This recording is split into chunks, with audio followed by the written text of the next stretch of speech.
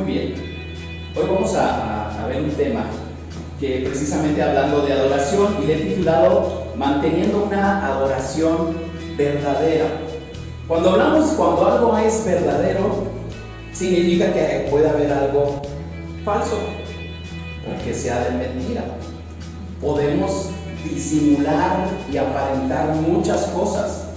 Cuando estamos en una congregación, en una iglesia, pues estamos cantando y todos nos vemos bien bonitos, algunos levantan las manos, otros aplauden, otros no hacen nada. Está bien, pero es nuestra adoración. Por eso decían en mi oración, Dios ve el corazón. Eso es importante. Externamente podemos expresar muchas cosas, pero el corazón lo ve Dios. Y ahí no hay engaño. Ahora, si lo que está en tu corazón lo expresas también externamente, mucho mejor, porque entonces si estás alegre, pues que se vea que estás alegre, ¿verdad? Si estás gozoso de lo que Dios ha hecho en tu vida, lo tienes que expresar. Y la oración, como parte de la música, de nuestra adoración de Dios, la música es algo importante, pero no es lo único. Algunos piensan que la adoración nada más es cantar, y no nada más es eso. Ahorita vamos a ver qué es adoración, y tengo unos conceptos que les quiero compartir y espero que se vean bien.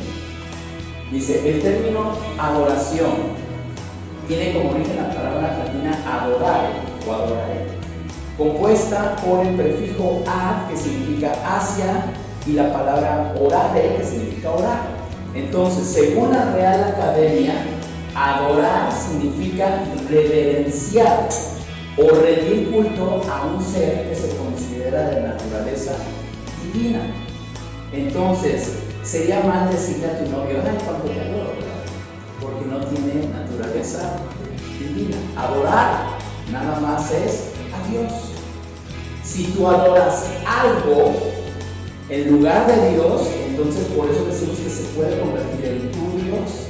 Cuando algo ocupa el lugar de Dios en tu vida, entonces estás adorando eso, sea una actividad, sea una persona, sea un objeto. Eso es lo que sucede, ¿verdad?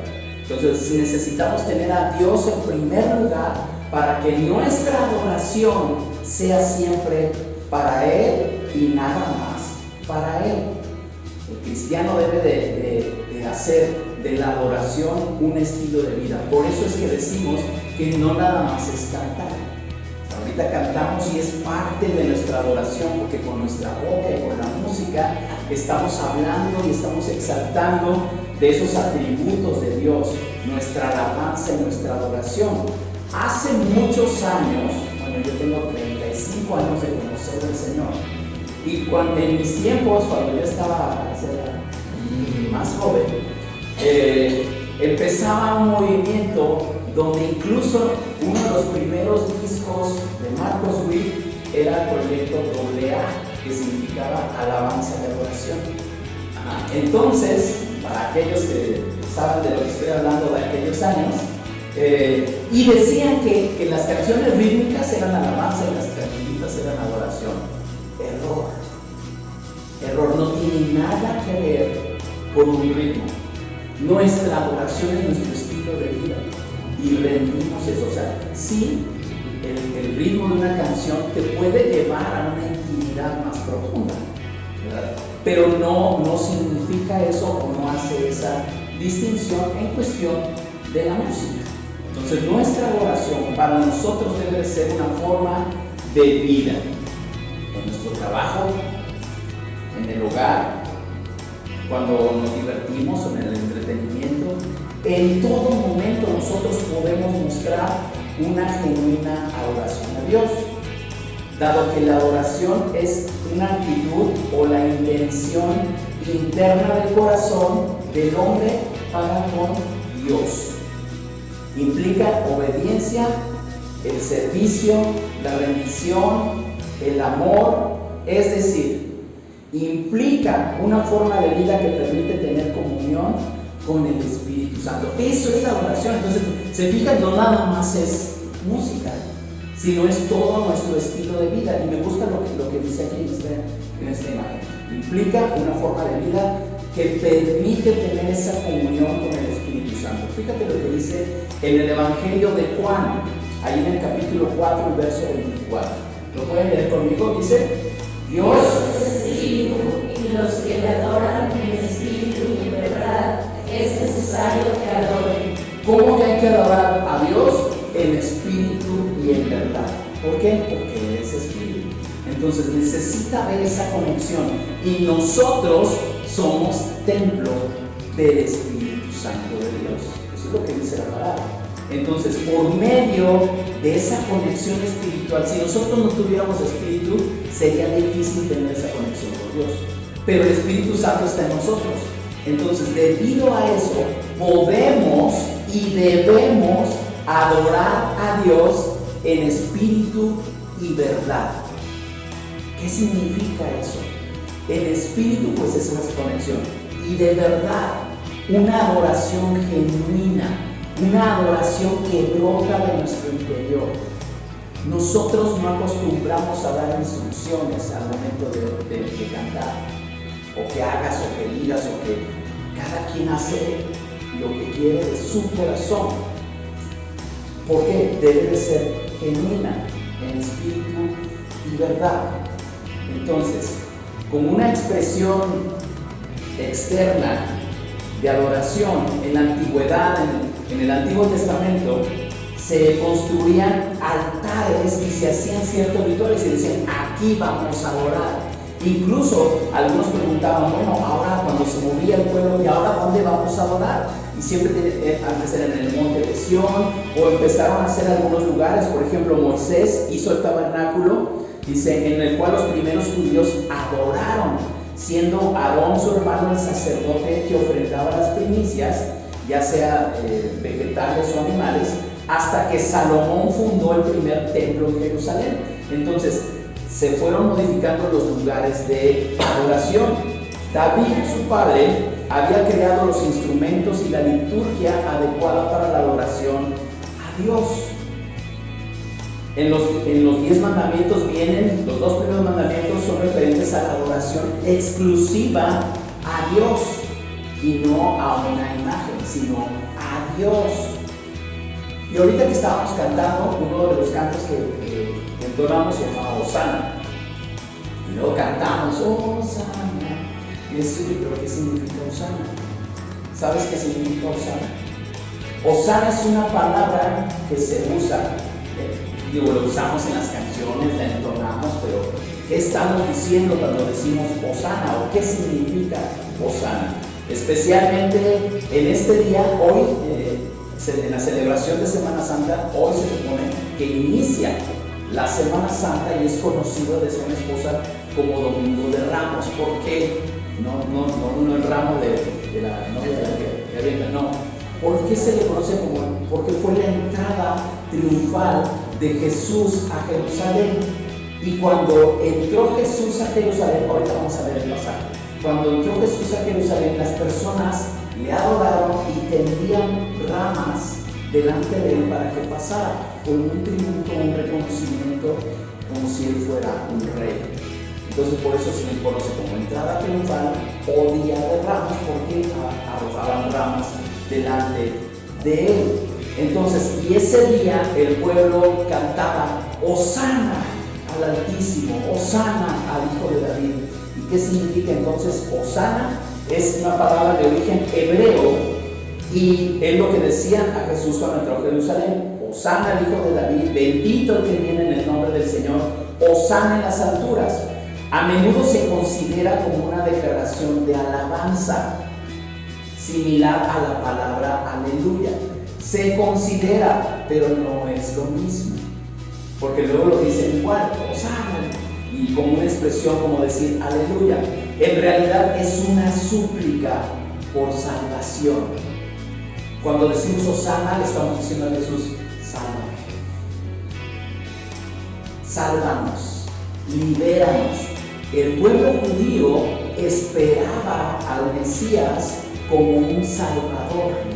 Por eso fue el júbilo, la fiesta, la algarabía, porque sabían que había llegado el Mesías. Pero ellos querían que cambiara un régimen político. cuando Jesús anunció su reino, que era un reino celestial. Y ahí es donde vino el choque. Pero por eso fue la fiesta y decían: Jesús, sálvanos. ¿Por qué? Porque el pueblo de Dios había sido y estaba siendo oprimido por los romanos. Entonces necesitaban un Salvador. Hosana, sálvanos. Y eso es lo que significa Hosana: liberar, salvar. Se combina para formar la palabra Hosana estas dos palabras que significan Yasha, que es liberar, y Ana, ruego o súplica. Eso es lo que significa Hosana.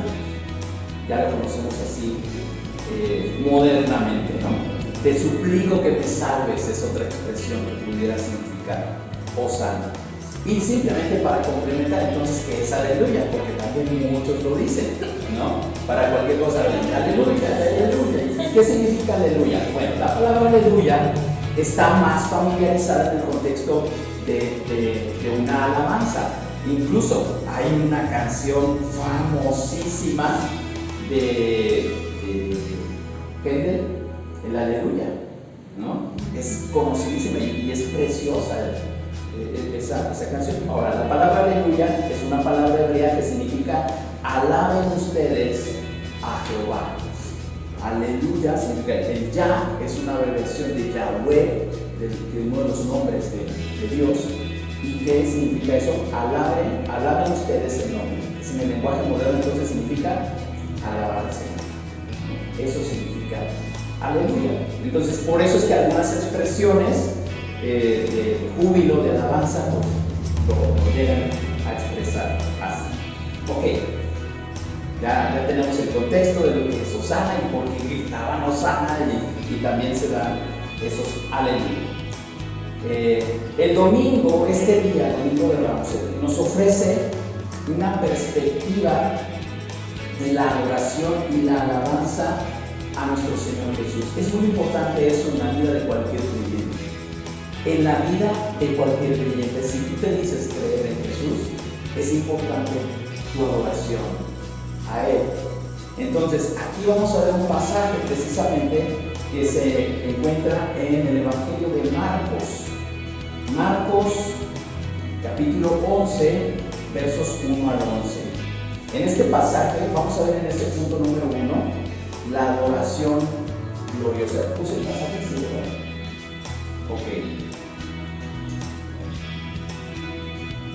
Vamos a leerlo. Alguien que me ayude, por favor, con voz fuerte. ¿Así? Me parece bien.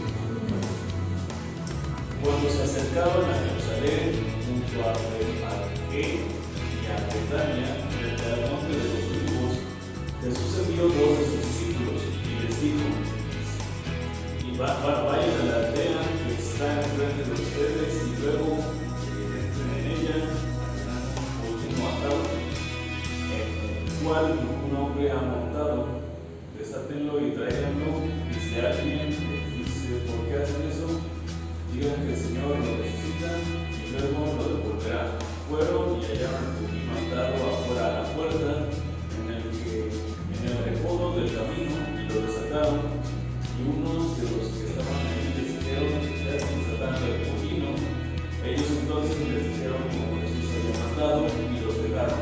Y trajeron el molino a Jesús y echaron sobre él sus mantos, y él se sentó sobre ellos. También muchos tendían sus mantos por el camino, y otros cortaban ramas de los árboles y las tendían por el camino. Y los que iban delante y los que venían detrás daban voces diciendo: Hosana, bendito el que viene en el nombre del Señor, bendito el reino de nuestro Padre David que viene. Hosana en las alturas. Y entró Jesús en Jerusalén y en el templo, habiendo mirado alrededor de todas las cosas, como ya anochecía, se fue a Betania con los 12. Ok, muy bien. Para los que no identifican el término, un pollino es un asno que no había sido montado por nadie, ni había sido usado. Por eso él dice: van a encontrar un asno y digan que Dios lo necesita, que el Señor lo necesita, y no les van a decir nada. Llegaron, lo necesita el Señor, y en ese asno entró Jesús montado en él. Ahora, quiero que imaginen esta escena. Tal vez lo han visto en alguna película, y en estos días van a pasar muchas películas de esas, ¿verdad? Pero seguramente lo has visto cuando iba entrando y era una fiesta. Ahora, ¿por qué es importante la entrada a Jerusalén? Jerusalén era el centro principal de adoración, y ahí estaban las sinagogas judías y todo. Y cuando entra Jesús proclamado rey, porque la gente tiraba sus mantos y algunos arrojaban palmas y ramas de árboles y todo para que él pasara. Una de las características era precisamente que se cumplía una profecía, y él entra en ese asno como un signo de humildad. Hubiera sido muy diferente, y que era lo que el pueblo esperaba, que hubiera llegado en un corcel blanco impresionante y que él fuera entrando ahí como si fuera realmente alguna autoridad terrenal o militar. ¿Por qué? Porque ellos esperaban ser liberados de un yugo de esclavitud o opresión romana. Entonces, cuando ven a Jesús en un asno, en un burrito, rompe con ese esquema. Y sin embargo, quiero que visualicen eso. El júbilo, la algarabía, la fiesta que se hizo en ese momento de adoración. Hosana a las alturas, Hosana, el hijo de David. Era sálvanos, te necesitamos. Estamos felices de que tú estés aquí. Hemos estado esperando ese día glorioso y todo el mundo celebrando. Entonces, este día, por eso fue especial, nos deja ver cómo la multitud recibió a Jesús con adoración y alabanza mientras entraba triunfalmente en Jerusalén montado en un burro. Extendieron sus mantos en el camino, agitaban ramas de palma y gritaban: Hosana, bendito el que viene en el nombre del Señor. Esta fue una adoración gloriosa y una muestra del reconocimiento de Jesús como el Mesías prometido. Entonces, esa fue una adoración gloriosa. Yo creo, y son pocos los pasajes o las historias en la Biblia donde podemos encontrar una expresión tan gloriosa o tan numerosa de adoración genuina a Dios, y se dio en ese día. Pero ¿qué pasó después? ¿Qué pasó después? Punto número 2. El cambio en las circunstancias y la necesidad de mantenernos en adoración. También en Marcos, en el capítulo 14, aquí son un poquito más de versos. Se los voy a leer aquí, porque no puse el pasaje. No lo puse, se los voy a leer aquí. Habla del arresto de Jesús, o sea, lo que pasó días después. Entonces, noten esto: lo que había pasado domingo de Ramos, entrada triunfal, y unos días después, y te voy a leer este pasaje, está en Marcos 14, versos 43 al 65. Luego, hablando él, aún vino Judas, que era uno de los 12. Ya sabemos quién es Judas y qué hizo, ¿verdad?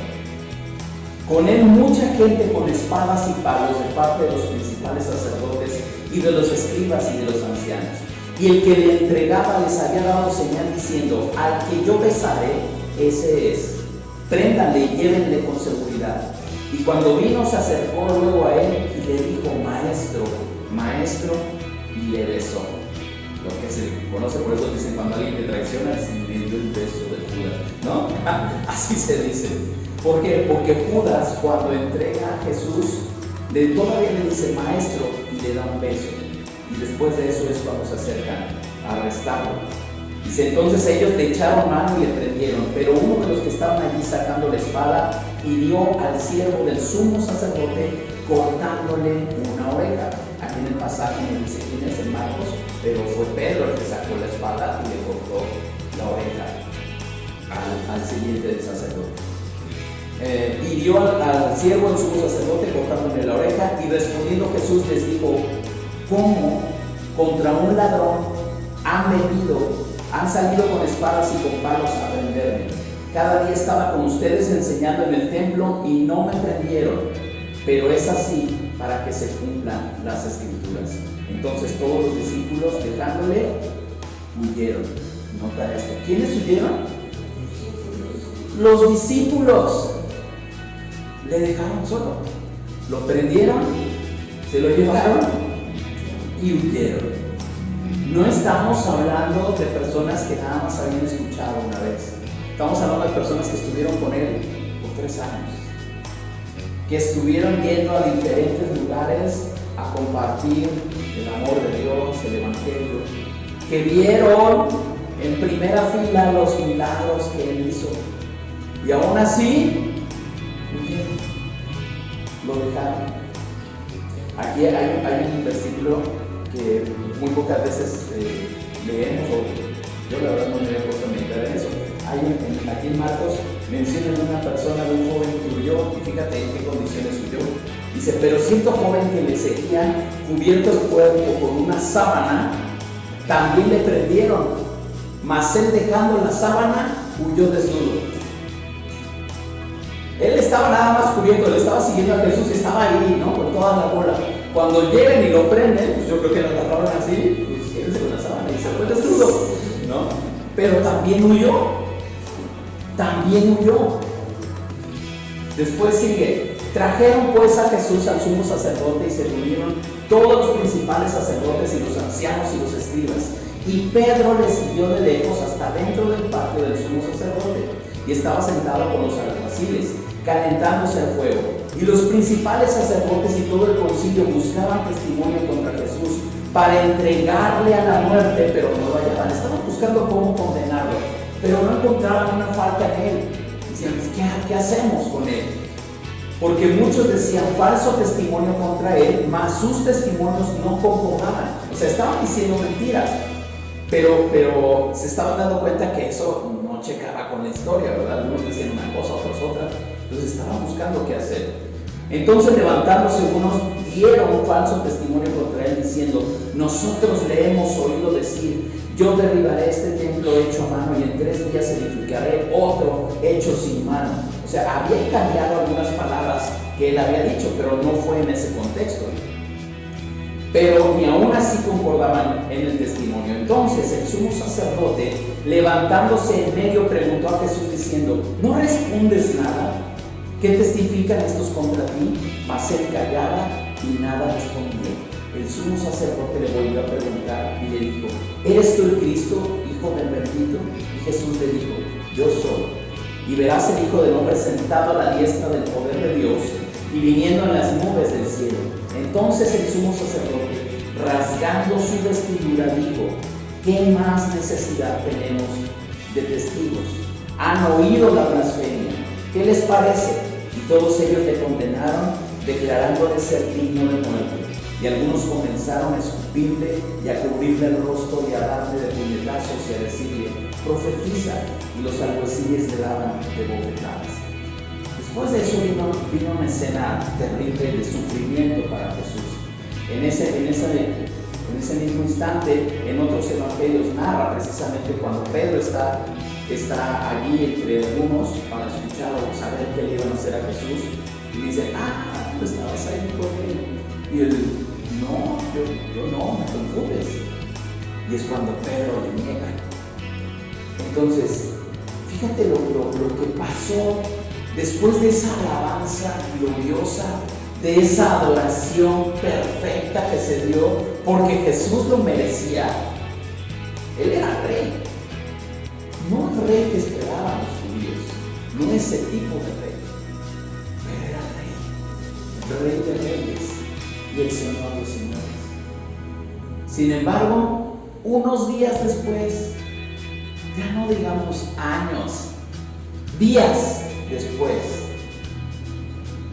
lo traicionaron, lo negaron y pedían crucificar.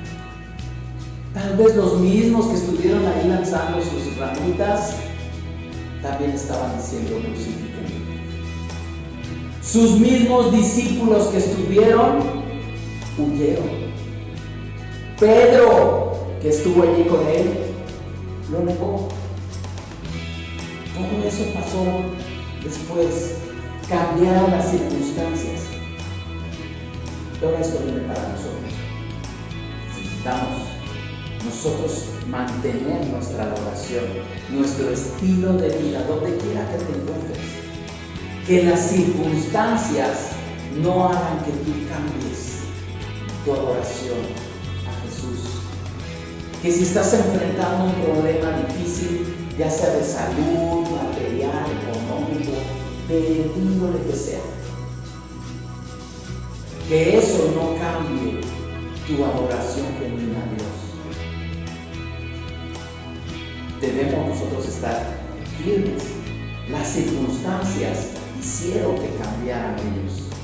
Esa adoración perfecta que se hizo ese domingo de Ramos ya no estaba 3 días después. Ya no estaba. Y en lugar de Hosana se escuchaba crucifíquenlo, crucifíquenlo. Vemos un cambio radical en las actitudes de las personas hacia Jesús. Vemos cómo ese día cuando lo aclamaba como rey, esa misma semana pasó todo. Traición, lo negaron y lo crucificaron. Este cambio dramático resalta la necesidad para nosotros de mantenernos en una adoración verdadera, independientemente de esas circunstancias que enfrentamos. Ahora aquí, pues cada uno es responsable de su propia vida y de sus propios actos. Piensa en ti. ¿Has cambiado alguna vez de pensar, forma de actuar, o te has alejado de Dios a causa de las circunstancias? Necesitamos mantenernos firmes en esa adoración verdadera. Punto número 3. Aprendiendo la lección. De nada sirve pasar una prueba si no aprendemos. Creo que lo comenté hace poquito, ¿verdad? Que las pruebas son como exámenes, ¿no? Si no las pasamos, hay que repetirla. ¿Cómo les ha ido en eso en la escuela?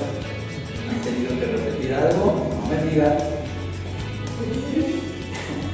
Pero seguramente no es nada agradable, ¿verdad? Cuando digo, ay, no lo tengo que volver a hacer, y no lo pasaste. Las pruebas de la vida son parecidas. Dios prueba nuestro carácter. Hay rasgos de nuestro carácter que necesitan ser probados. Y cuando aprendemos la lección, entonces pasamos a un siguiente nivel.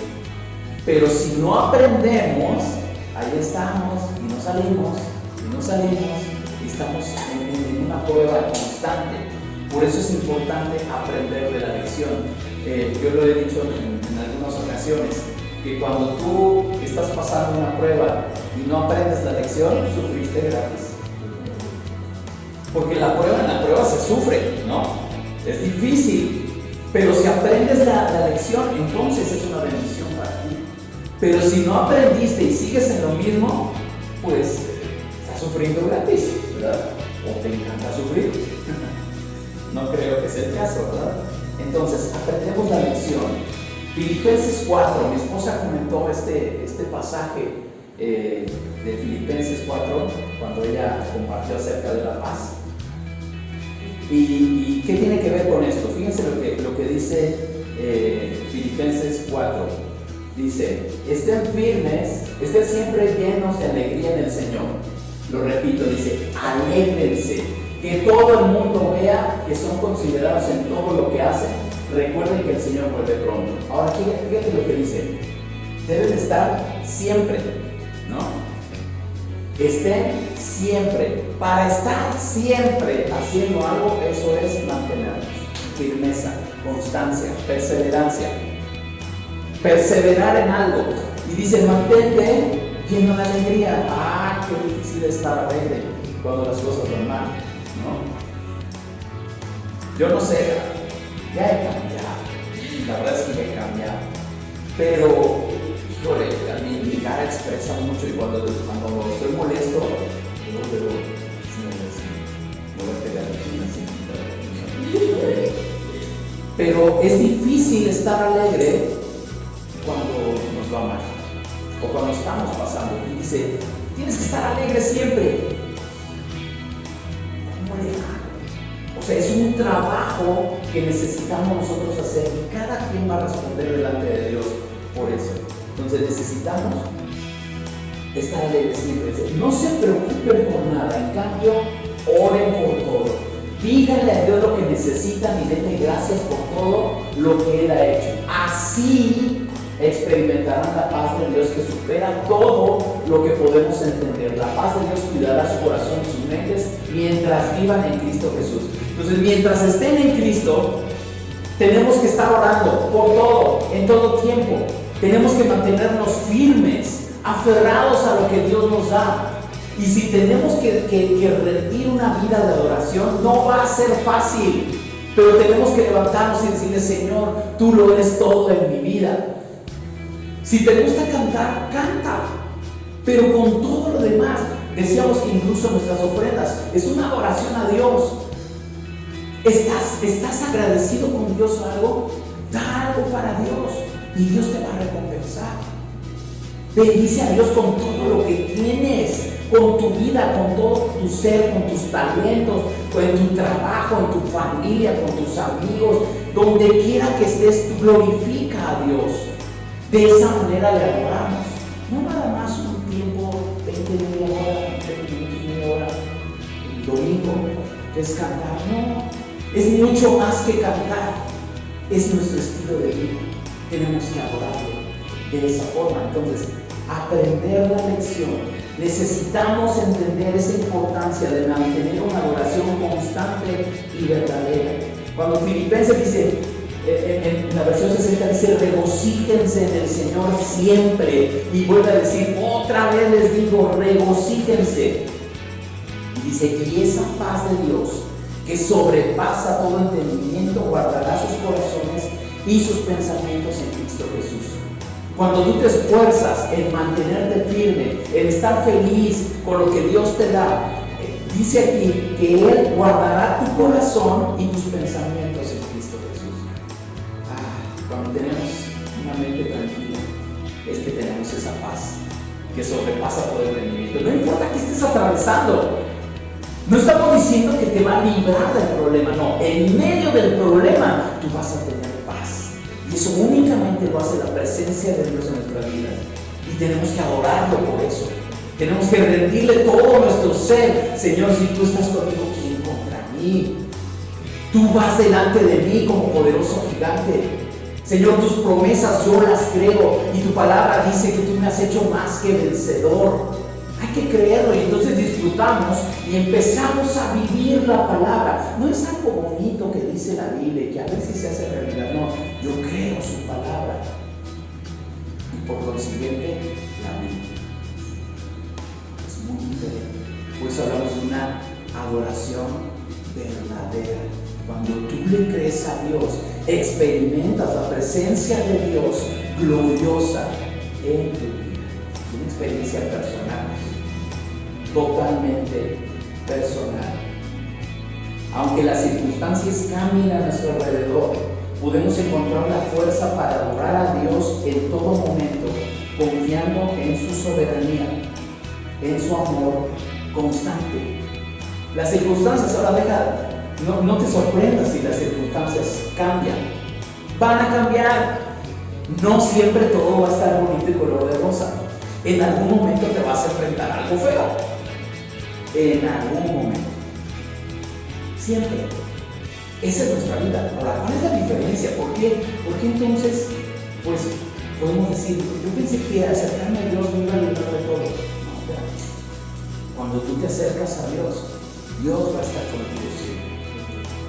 Y es muy diferente enfrentar una situación solo a que estés con Dios. Muy diferente. Entonces, Dios te va a dar esa paz, Dios te va a dar esa fortaleza y vas a poder enfrentar cualquier cosa. Pero necesitamos ser unos adoradores, adorar a Dios en espíritu, en verdad, genuinamente. Las circunstancias van a cambiar. Que no nos pase como esos cristianos del Domingo de Ramos, que estás un domingo, aleluya, Osana, bendito el que viene, Y en la semana ya te pasó algo. Ay, bueno, estoy sufriendo esto, ¿no? Dios, ¿dónde estás? ¿Qué pasó? ¿Ya me fallaste? No. Eso sucede. Que las circunstancias no te cambien. Que tú permanezcas firme delante de Dios. Pase lo que pase. Si tú puedes levantar tus manos y adorar a Dios, Señor, incluso no tengo ganas, no me siento con el ánimo, pero Señor, yo te adoro porque tú eres Rey. Qué diferente. Señor, no tengo ganas de cantar, pero yo sé que debo hacerlo y debo mi voz a ti. Y cuando lo haces, das un paso adelante para vencer esa situación que te está agobiando. Eso que te está queriendo derribar, tú te paras con esa fortaleza, esa firmeza. Hoy, el mundo en muchos lugares están hablando de un domingo de Dios. Pero ¿cómo lo podemos nosotros aplicar? Que no nos pase de un día estar adorando a Dios y celebrando, y en la semana algo nos derribe y nos aleje o incluso lleguemos a negar. Debemos de mantenernos en una adoración verdadera, con todo lo que somos, con todo lo que tenemos.